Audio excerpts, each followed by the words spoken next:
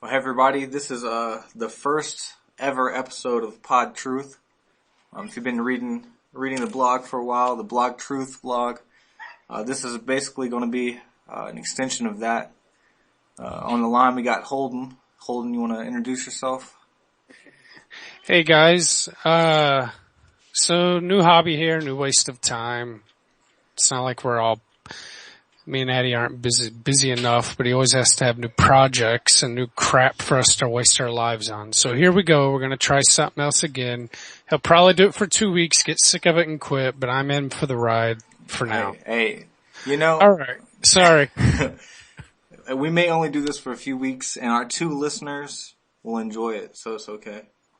But yeah, kind of the format here is we're just going to basically talk bullshit, play a few clips, talk about it. And that'll be it. Dude, I'm going to just start us off with a clip so we get the ball rolling. Sound good to you? Yep. Number 1 if you want to listen to that one. All right, let's go. Why do you want to deport me?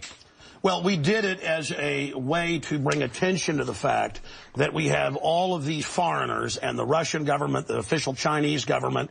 Mao said political power goes out of the barrel of a gun. He killed about 80 million people because he's the only guy that had the guns. So we did it to point out that this is globalism and the mega banks that control the planet and brag that they've taken over in Bloomberg, AP, Reuters, you name it, brag that they're going to get our guns as well. They've taken everybody's guns but the Swiss and the American people. And when they get our guns, they can have their world tyranny while the government buys 1.6 billion bullets, armored vehicles, tanks, helicopters, Predator drones, armed, now in U.S. skies, so just being used to arrest people in escalation. North Dakota. The Second Amendment isn't there for duck hunting. It's there to protect us from tyrannical government and street thugs. Take the women in India. Your piece earlier on CNN I was watching during Anderson Cooper's show. Didn't tell you that the women of India have signed giant petitions to get firearms because the police can't and won't protect them. The answer is, hey, wait a minute, I have FBI crime statistics that come out a year late, 2011. 20+% crime drop in the last 9 years. Real violent crime because more guns means less crime. Britain took the guns 15, 16 years ago, tripling of your overall violent crime. True, we have a higher gun violence level, but overall mugging, stabbings, deaths, those men raped that woman in India to death with an iron rod 4 feet long. You can't ban the iron rods. The guns, the iron rods, Pierce, didn't do it. The tyrants did it. Hitler took the guns. Stalin took the guns. Mao took the guns. Fidel Castro took the guns. Hugo Chavez took the guns. And I'm here to tell you, this is it. 1776 will commence again if you try to take our firearms. Doesn't matter how many This is where he went wrong. They're on the street begging for them to have their guns taken. We will not relinquish them. Do you understand? And that's why you're going to fail, and the establishment knows no matter how much propaganda, the Republic will rise again when you attempt to take our guns. The Republic will rise again. I mean, I don't know. I mean, I agree, but here's a problem. Extremism really doesn't get you anywhere, and when all the other news media decides they're going to start bashing Alex Jones and using his own words against him, which parts are they going to clip, right? They're not going to clip out the part where Mao Zedong and Joseph Stalin took everybody's guns and ran over them in tanks. They're going to clip the part where he went crazy and act like a buffoon. Exactly. The yelling, it's like he made complete sense. I mean, okay, the guy's a little nutty. We're not going to debate that. But, I mean, I think he made some pretty good points as he was going, and then towards the end, he just went crackpot. Well, I don't even think that it's crackpot. I think people really feel this way. No, I'm talking about the way he acted. But these people that feel this way don't understand this isn't the way to success, right? So let's look at like the civil rights movement. Who ultimately had the greatest success in affecting change? The pacifists or the Black Panthers? You know, Martin Luther King or, the Black Panthers, even Malcolm X, right? I mean, how much success did he really have in his radical stances and whatnot? I mean, I don't know. No, you're exactly right. I don't think it works. And just to let people know, who we're talking about here is Pierce Morgan and Alex Jones. Alex Jones is like a conspirator, and he runs the website InfoWars. Have you ever visited his website before? Yeah, I mean, I'm I'm admittedly not familiar with Alex Jones. I've never listened to him, and I only know who he is. But this is actually the first time I'd ever even heard him speak. Yeah, I didn't know much about him until this clip, and then I checked out his website. You there? Yeah, I just got the kids in the background raising hell, so I'm muting when I'm not talking to minimize background noise. Sounds good. But yeah, like I didn't know who he was until I went to his website and shit. But yeah, you were talking about them. What clips are they going to play to discredit him? And if you go to clip number 3 and listen to this thing. All right. Go ahead. Who do you believe was behind 9/11? Oh, I absolutely know. I have the police on CNN saying, get back, they're going to blow up 7. I have BBC reporting. Who do you believe is behind it? I have proof. I heard them on CBS Radio. Who, Alex? They announced they blew up the towers on CBS Radio. New Yorkers all saw it and heard it. Alex, who do you believe? They blew up Building 7. Alex, who do you believe was behind it? The American government? Criminal elements of the military-industrial complex, the same ones that staged Gulf of Tonkin, the same ones that staged the mass shootings of Operation Gladio. Right. Ooh, the CIA don't like this now. Do you mean that President Bush and his administration were behind 9/11? I mean that even mainstream news reported that the hijackers were ordered to be allowed into the United States. Michael Springman, the head of the Department, blew the whistle on that. So the Bush administration was part of a conspiracy. Well, he said never let us tolerate to murder. I can speak in this accent as well. This is it. But is that what you believe? He went idiot. He went retarded. Hijacked Pierce to bring in martial law in Germany, April 27th, 1933. Governments have staged terror attacks throughout history or allowed terrorists to attack as a pretext to invade and enslave the populations. I probably own more than 50 firearms. Many of them have increased in value 2, 3, or even 4 times. I sleep very comfortably outside Austin, Texas, knowing that I can defend my family. Okay. Is Alex Jones a tool? You know, I've listened to his. This is kind of new. Like he's always kind of like flamboyant and loud. But like he doesn't really take it to this extreme. I mean, here's what I wonder: either he's a like a wolf in sheep's clothing, right? Yeah. Or he's a stupid, blood-hungry shark that just ate the chum and got harpooned. Yeah, basically. I mean, which is it? Either way, he's not a smart man or he's a jackass. I'm not saying his underlying message isn't good. I'm just saying, what the hell? I mean, why don't, here's a bear trap. A bear, step in it, please. Yeah. I saw that a mile away. No, that's exactly right. Piers Morgan, and you know what this is? This is Piers Morgan saying, I really suck and I need ratings. No. That's true, but they were just like, if all else goes wrong and Alex Jones goes crazy, 9/11 him. Just bring up 9/11. Yeah, why couldn't he just lay off it? Regardless of his feelings, he should have just laid off it. Yeah. Dude, he had a bunch of rants during this thing where he just went off on like Monsanto, like the pharmaceuticals a bunch of stuff. And to most people, he just came off like a complete idiot. And then, I know, and unfortunately I'm like wasting my life scrolling up and down the Facebook feed and I see all these guys that are like, yeah, Alex Jones, this, that. I'm like, oh boy. Yep. Whatever. I mean, let's talk, me and you've talked about the gun control stuff and the Second Amendment stuff a ton. But I think, like, we're just going off the Second Amendment thing. And we've heard this on NoGen and a bunch of different places, that it's really not the right to bear arms, but rather the Second Amendment it takes away the government's ability to take away that right from us, right? Yeah, so basically it's looking at the right to bear arms isn't one that has to be given because it's a natural right. Yeah, it's unalienable. Exactly. Yeah, or inalienable, yeah, I don't know. Which kind of makes this like Joe Biden, Obama executive order thing a little interesting, I think.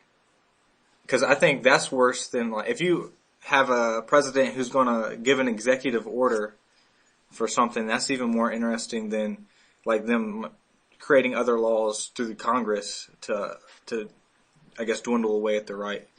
I think that if Obama really wants to get firearms completely outlawed, that he'll sign some kind of sweeping executive order that makes a lot of these kind of guys mad, and these guys will get up in arms, and then they'll totally justify some kind of a major crackdown. Yeah, I listened to it. I don't think Obama's going to go after guns in general. Like, he's not going to make some sweeping order where he eliminates any kind of gun. I think they'll either they'll chop the head off the snake and making it very hard to get ammunition, or B, they'll I don't know, maybe another assault rifle ban, which will just basically result in a bunch of guys going and buying them up really fast, and then I don't know. I mean, I guess after that you've got to buy them at the flea market from Mexicans. I don't know.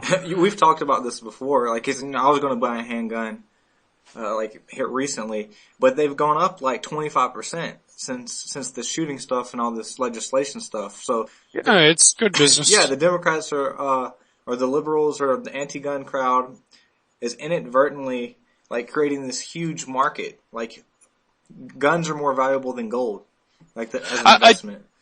I do think it's funny that we're all up in arms about arms when that's our biggest business in this country. I mean, really, I mean these guys like Alex Jones, they talk about the industrial military complex, but what exactly is it that we do? I mean, we sell bombs. Yeah, that's another thing. Like, it's big business in this country. That is the business. It's an irony. It's not even like a conspiracy theory thing. I mean, yeah, I mean, we sell weapons of mass destruction and, jets and tanks. I mean, we are the go-to source. Us and Russia. I mean, yeah, we build tanks and, Hummers and airliners and jets and drones. That's just what we build. I mean, that's a fact. Yeah. I have cousins and uncles that work for Boeing and stuff. So, yeah. And that's what they do. But yeah, so have you heard about this latest shooting? I think it's a little more downplayed. It happened like yesterday or today. Oh, there was another one. Where was that? It was in California. It's like Taft High School. Apparently a kid shot another guy with a shotgun or something. Well, at least it was just a shotgun, and those are protected because we use them to shoot rabbits and ducks and stuff. I was thinking about that, but the way this is being spun, I almost feel like they're doing this as a dichotomy. They're like, hey, look at these people who have assault rifles and what they did, and look, this guy with the shotgun, he was mad and he wanted to do the same thing, but he could only kill one person. I guess that's. I mean, I don't know. I try to resist the attempt to go all conspiracy theory, but yeah, it's a little bit conveniently timed, right? No, I don't think it's a conspiracy. I think it just plays into their whole argument. Like, their argument is, hey, let's do these gun laws, take away assault rifles, take away semi-automatic weapons because they're so dangerous.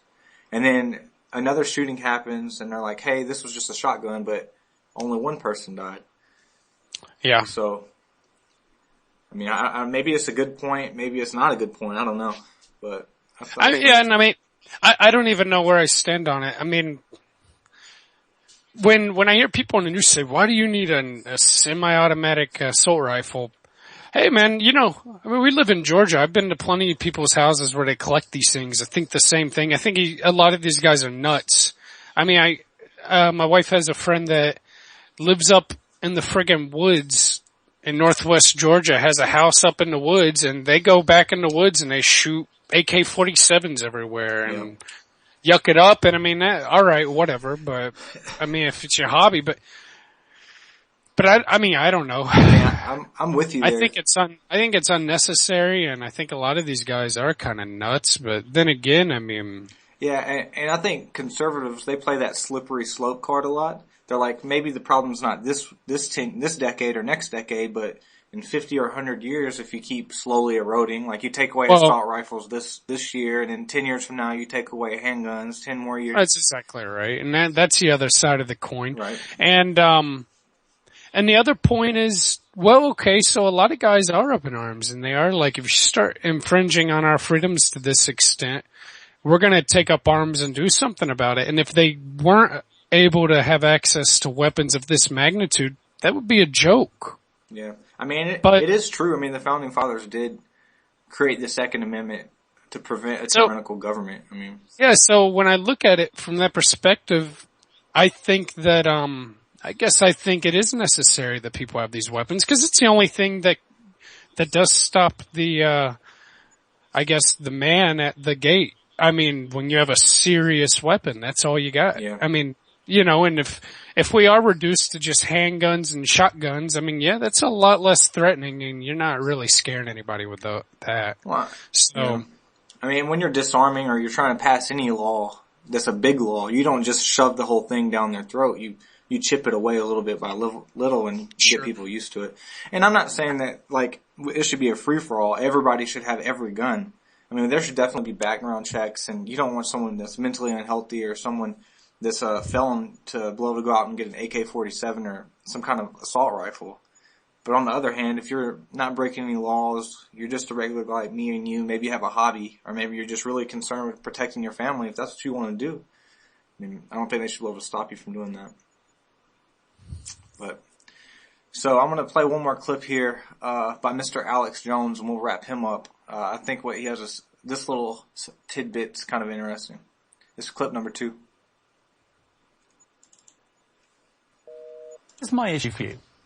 Why do civilians need an AR-15 type assault rifle? Why They already said statistically they're used in a very low amount of the crimes. That's an FBI fact. They've been used in the last 3 mass shootings. Yes. Why do I'll tell people you need why. them? Because they advertise it in media. Anybody said if somebody jumps off the Empire State Building, they pops up there the next day because copycats going to do it again. The media hypes and hypes and hypes. That's not the question. Don't just commit suicide. Alex, why do people Don't commit need them? suicide by killing a bunch of kids. And here's the gun to use because it's the one the U.S. Army uses. Why do people need them? They need them to protect us from the number one killer in history. Government in the 20th century, university study out of Hawaii killed 292 million people. It's called democide. Google it, folks. Do you believe every one of them? Democide. Did you get through that one? yeah, that one sounded like it was chopped up pretty bad, like they edited it.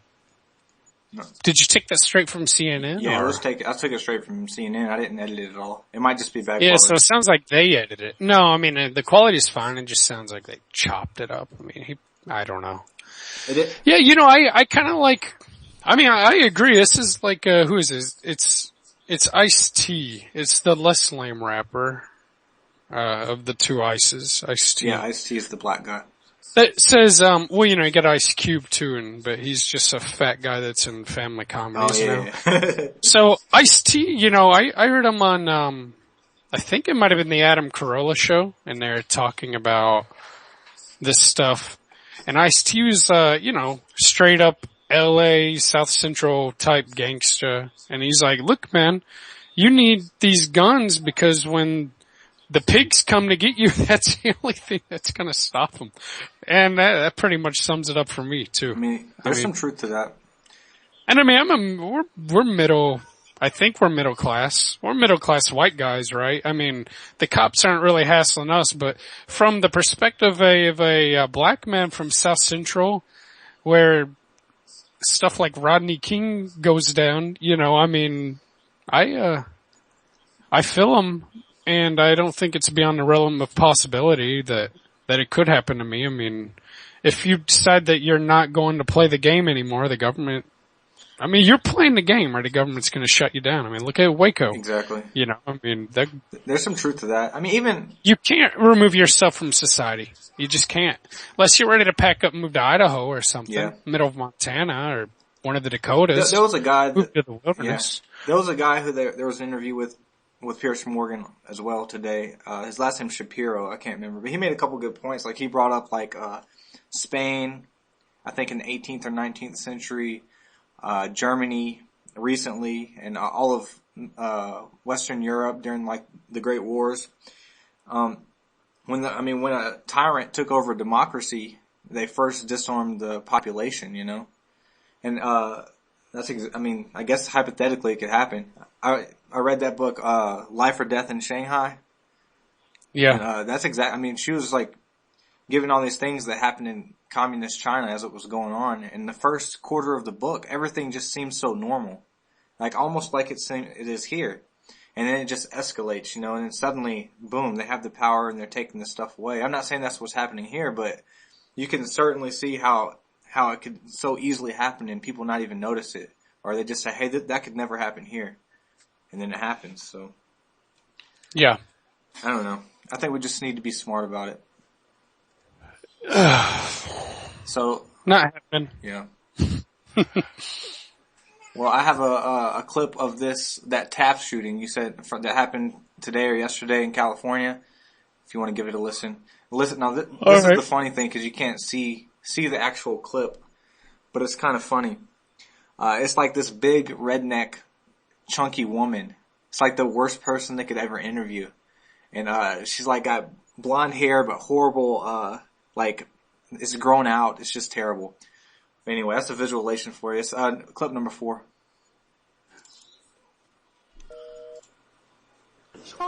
After he was like settled down and everything, they already had the kid arrested. So was she freaked out? Was she calm? No, she wasn't calm. I couldn't even understand her most of the time when she was trying to talk to me.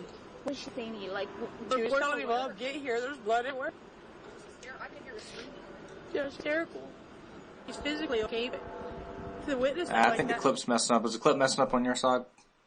It's a little funky. Oh, my bad. Anyway, this lady, I'll just explain it so we don't have to go over it. She starts screaming towards the end of the clip. She's like, there was so much blood. There was so much blood. And then, I don't know, man. It's just like, I don't know what they're getting at here. It was just really funny. I wanted you to hear it. It's too bad the clip's messed up. It's, I mean, it's a terrible tragedy. It's just like... yeah, but, it's just... it almost seemed like acting or something, man. Yeah, everybody's on Jerry Springer now. Every time they're on the nightly news, and the news is yucking it up because everything is about ratings and advertisements, and... Yeah, exactly. You can't really go anywhere for any kind of news anymore, it seems. I mean, the point I was trying to make with that clip, I wish people could have heard it, was if you put this in context of what's happened in Aurora, Colorado, and what happened at Sandy Hook, and then you have this shooting, and then this image in people's head is so much blood, so much blood. I mean, they're not really going to connect that to Taft or one person was killed. They're connecting this to the whole gun control situation, And it's just kind of that. It prevents people from having an honest and decent conversation about what's going on because of this extremist news cycle. Oh, I don't get what's going on, why this is flaring up all of a sudden. I don't know if it's like just pop culture, so they're just pointing out every instance. I mean, obviously Aurora and Sandy Hook is a huge deal. But yeah, I don't know. It's very strange. Very strange. So... I'm gonna, since we didn't get to listen to that clip, do you see the Chicago Guns clip? Yeah. Play that one. Chicago gun laws are as strict as any in the country. In fact, you can't buy a handgun in the city. So where do they come from? Many come from places like a gun shop in a nearby town. This is jail, which is frequently the targeters that head up being used in crimes. Illegal handguns in our community. The owner of Chuck's declined to request. Many of the guns from Chuck's and other stores that end up on the streets are so-called straw purchases, bought legally by somebody without a criminal record who then turns around and sells them on the streets. Don Mastriani owns Illinois Gun Works. He says a straw purchase can be tough to stop. It's not like they come into the store with a sign saying, hey, I'm going to buy for somebody else. Okay? You don't know that. I can't read your mind. You could go into a gun shop, you could buy 10 9mm and walk out the door and there's no trail after that. Chicago. Did you get through that one? Yeah. I have a tangent thought on this. A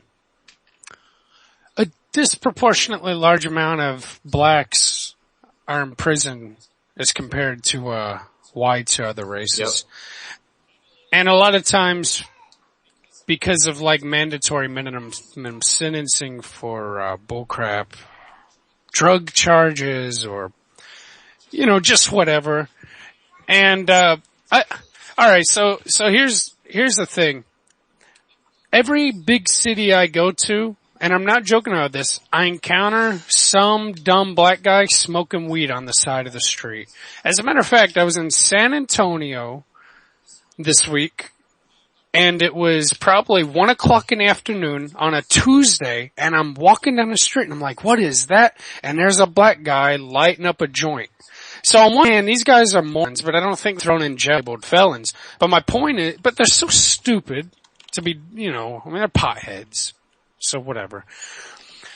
Kind of asking for it.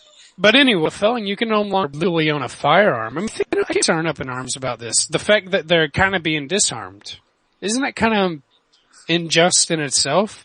That you can be thrown into jail for something so minor and be labeled a felon, and from then on, it's harder to get a job, it's harder to be integrated into society, and you can't legally own firearms anymore. And nobody ever talks about this or thinks about it. And I mean, I don't know, maybe because, the black community is so tied to the Democratic race, they don't care. I don't know what it is, but I think it's kind of unjust and wrong.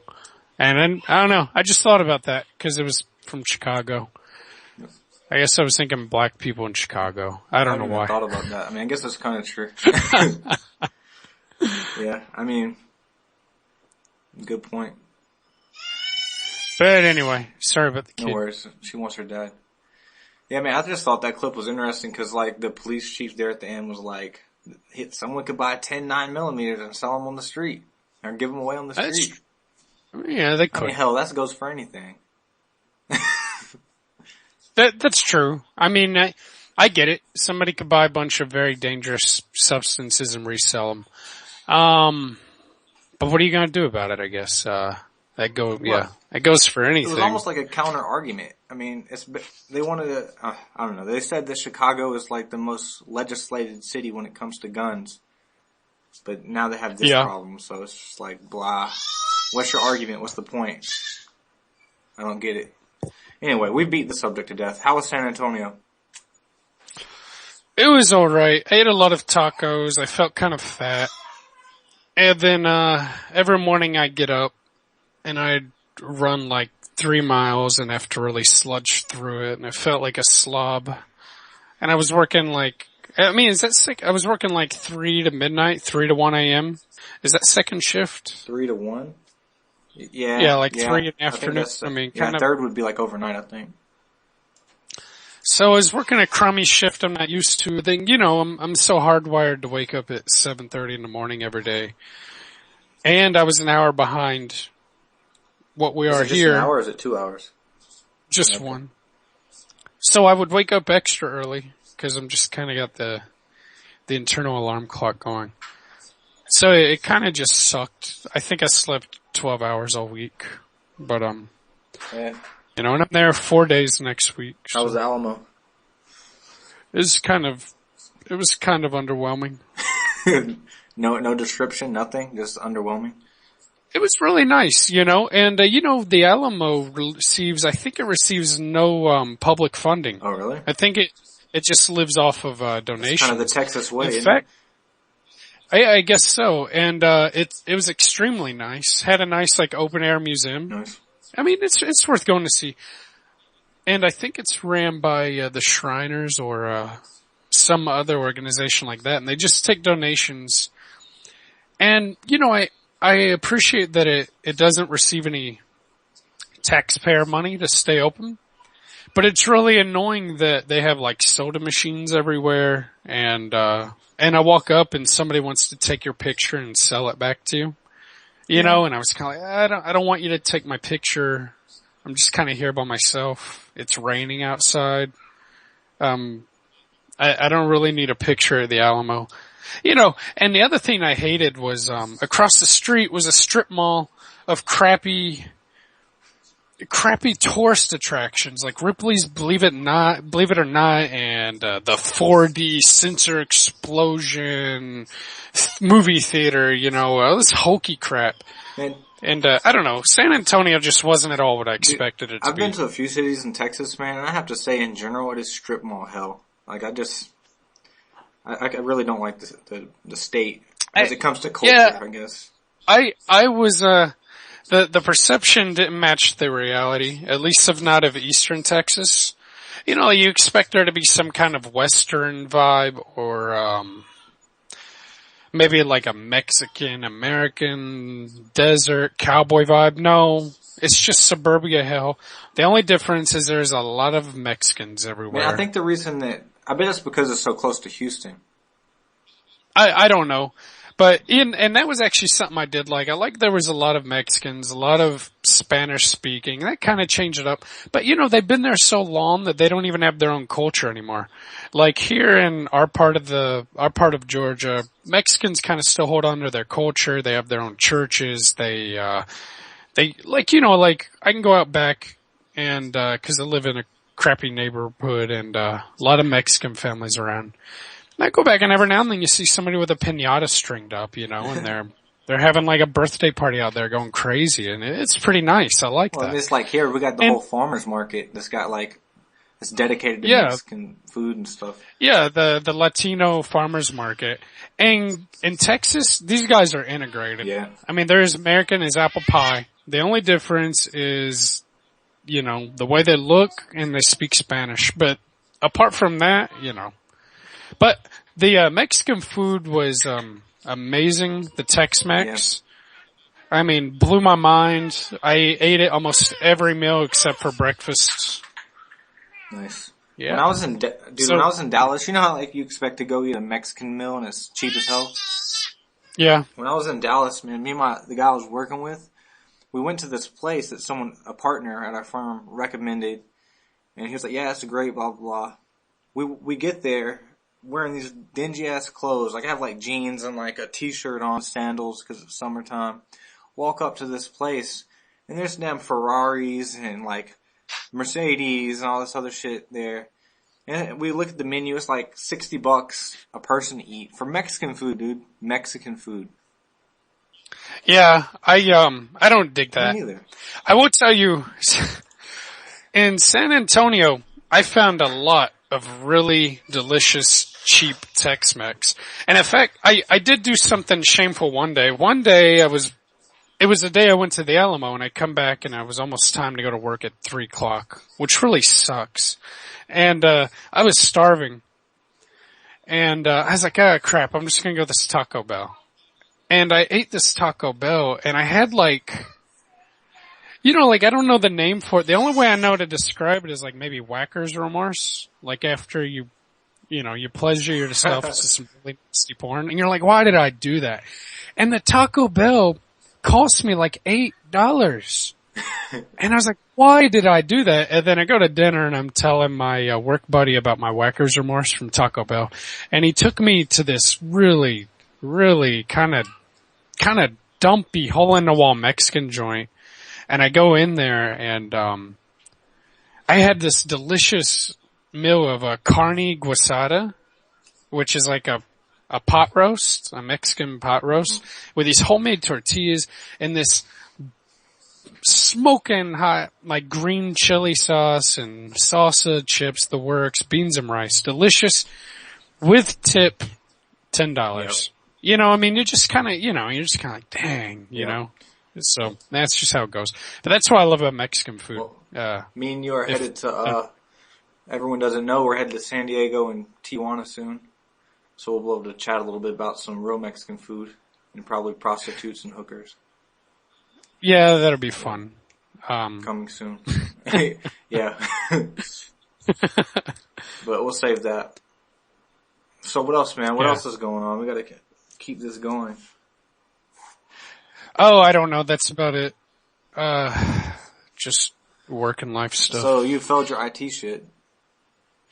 Yeah, I took a Microsoft certification exam today and bombed it. And, I feel pretty bummed out about that. I don't really feel like talking about it. I didn't have to pay for it though. That's good. But I did have to spend 40 minutes driving to the test center and 40 minutes back.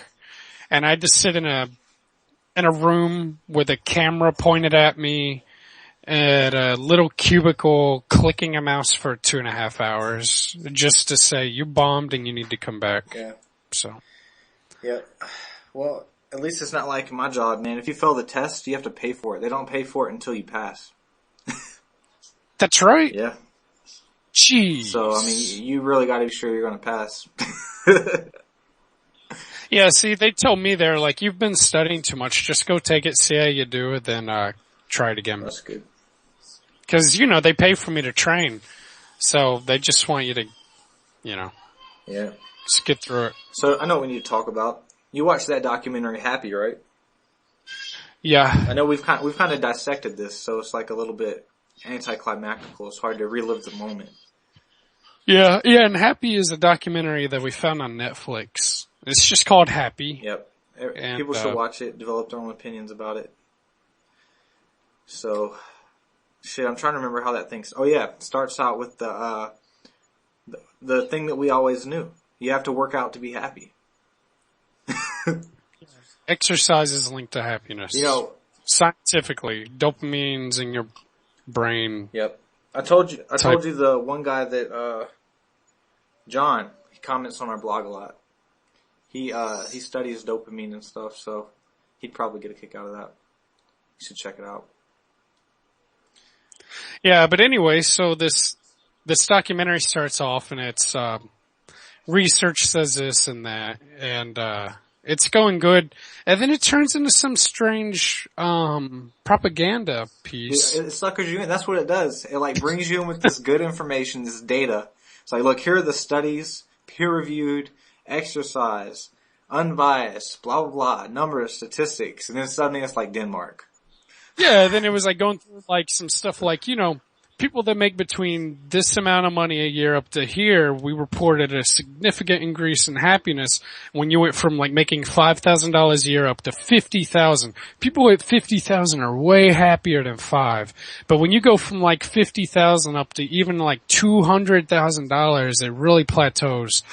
And it's almost like the opposite, right? The more money you make, the more problems you have, just like Puff Daddy says. More money, more problems. You know, yeah, or whoever came up with that song first. So that was real interesting, but then next thing you know, it's like showing some poor woman that's living like in a cult in Denmark, and she's surrounded by shoddy IKEA furniture. Yep. It's not even that nice, dude. And she's commenting how her hamster has more room than she does. This is how it works, man. Like, they bring it, I wish I had the clip for this. It's like, in Denmark, a growing number of people are living in group homes where the elderly, children, and women live together. There's like no regular dudes. This is the happiest place on earth. Yeah. They like, and it's like, at age 14, each woman has to help prepare food. It's like, what the hell? That sounds like a prison camp. Yeah, it was like, in the United States, we call these women shelters. Yeah, and it's like indentured servitude. Like, there's these old-ass people that can't take care of themselves. And she's like, you know, I found myself out of a home with 2 small children, and then I found the compound, and it was so great. And I was like, well, I guess you would be the happiest person on earth if you go from homeless to free room and shelter, basically. I mean, okay, I got you. And so I guess when you look at it as happiness, as in, we're so happy because if it weren't for our government housing, we'd be out in the streets in the cold and we wouldn't be eating. All right, I hear you, but I don't know. Man. And then towards the end, they just start saying like really biased things. It's like Denmark has free healthcare for life. We talked about that. Yeah. It's like there's no such thing as free. It's because you're taxed like 70% of your income. So, I wish I knew where their money come from. I should research that. 'Cause surely there are not a lot of rich people living in Denmark. I'd get the hell out of there. I looked it up. I think the average income is around 40,000, but the average tax per person is like 25,000. So they get pretty low, like, return on investment. I mean, I guess maybe, I don't know. I mean, I guess because it's such a small country, they can afford to get away with it. They don't have a massive military. That's so true. That helps. Imagine what all we could do if we weren't, you know, so busy peddling bombs and patrolling the entire Earth. But whatever. Dude, I watched this other documentary, Zeitgeist. Did you ever watch that? Did you get a chance? I started watching it, but then I started studying for that test that I flunked. They had this one part where it's a really good point, and it's talking about how the central bank generates money and loans it to the government. So for every dollar that they loan to the government, they loan it at interest. So automatically, there's not even, the same amount of money doesn't even exist to pay off the debt. So for every dollar generated, it's like $1.05 that they owe. So, yeah, oh yeah. Speaking of central bank, have you heard this idea about the $1 trillion coin? Yeah. And you know, legitimate economists like Paul Krugman are saying, yeah, we ought to do this. Do you know what happens to all the money in your savings account if they just wiped out basically $1 trillion? Erase 20, cause that's what $1 trillion coin would do. It basically say, we're creating a loophole around the law and we're just going to erase $1 trillion off our books and, balance the balance sheet. So, or at least substantially, bring down our debt, artificially bring down our debt. But what does that do to all the money in circulation then? I mean, that's basic economics. I guess the key is, if you're gonna live in this kind of economic, atmosphere, the key is don't save any money. Just enjoy it. Travel your ass off. Or buy a bunch of stuff that generates money. Don't say, buy guns. Because they're just gonna wipe out money as having any kind of value at all with these kind of ideas. I mean, I don't think this is gonna happen. But it's just the fact that people are even playing around with it. Serious people. They're not, let's be honest, they're not gonna do that. But they kind of are doing that though. They just keep printing more and more money at an increasingly rapid rate. So if you want to think over the long haul, save money is almost a bad idea. You kind of want assets because you can almost guarantee that the money you have now is going to be worth less in a few years. Yeah. And that's like, I don't know. I don't even feel like thinking about it. It's not even official inflation. It just costs more to buy stuff. So. Well, I mean, it just stinks to think that people that save ultimately get the shaft here because of the dealings of the Federal Reserve and the central banks around the world that do stuff like this. You end up, devaluing your cash, and it hurts people like us, and it ultimately hurts the economy because the savers are the ones that are able to make serious investments in the future. They're the ones starting business. You can't open a business. You can open a business on credit cards, but do you want to? Why? Is that healthy? I don't want to have to open a business on a loan or a credit card, or I don't want to have to buy a car on a loan. I don't want to have to fully leverage, 100% mortgage on a home. You don't want to lose your job and then have to file bankruptcy because you're unemployed for 3 months. Screwed. But that's kind of what the government is setting us up, and that's what a lot of these hardcore leftist economists, I think they're almost suggesting. They're like, nah, continually kick the can down the road. Always worry about tomorrow because in the long run, we're all dead, just as, Keynes said. And, live for today. Who cares about tomorrow? But what happens when all this very, aging, our very aging, population, they're all getting old. They don't have any money to live off of, so they're racking up on Social Security. That goes broke. We get old. There's no money to pay us in retirement, but at the same time, we didn't save because we were taught not to save. It's a circle of retardation. So that's my It kills me, man, because I've looked at this up multiple times because it almost seemed insane, but they would actually have to raise the tax rate to 65% of our take-home pay just to pay the interest on the debt that they owe to the central bank. Yeah, the only good part of it is, and it's a myth that we owe China so much money. We owe most of ourselves, yeah. Yeah, we owe most of it to ourselves, which is what makes $1 million or $1 trillion coin, a wiping of debt. A debt jubilee. Almost. Yeah, it almost might actually work because all the money that we owe is fictitious anyway. It doesn't exist. It doesn't exist as money. They're numbers on a balance sheet. And the Federal Reserve technically controls the supply anyway. They can expand and contract money supply as they see fit. Their only goal is to optimize employment and keep inflation in check. I mean, that's what the Federal Reserve does. You know, to keep employment and inflation within a certain range, because if unemployment gets too high or too low, it has, you know, very negative effects on inflation and vice versa. So they need to keep these in an equilibrium with one another. And if we owe ourselves money, I don't know. Fine, whatever. Maybe they're not crazy. Maybe I need to start rating up and change my tune and stop saving cash. This is my theory. This is what I'm going to do. I'm just going to like rack up as much responsible debt as I can. That when I die, I owe like $20 million. And who gives a shit? I mean, I'll just make sure I do it in a smart way where it doesn't affect my kids or anything. And just. Yeah.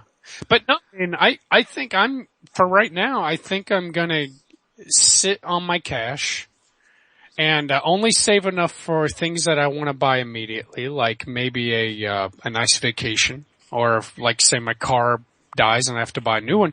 And apart from that, invest in stuff, because at least an investment is something. Money is nothing. In fact, I never even see the money. I get it, and it comes from my employer, and it's injected into one account, and then it's subtracted and added to another. It's not real anyway. Hey, what's up? Okay, go in there. Yeah. I mean. So whatever, man. I mean, I don't know. I shouldn't even get worked up. This is why I don't even want to do this podcast, because you just get me worked up. No, dude, seriously, man. I think you just need to, like, financial advice. Keep an emergency savings fund. That way you can pay for anything crazy that happens. Your car, any huge repairs, whatever.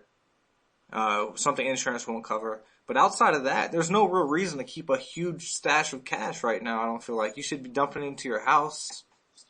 Just can't get burned. Dump it into your house. Dump it into assets. I mean, I guess there's no say. I'm hugely risk averse, so I don't even want to play the stock market. I mean, invest it in stuff that you can use. Well, here's the thing with the stock market.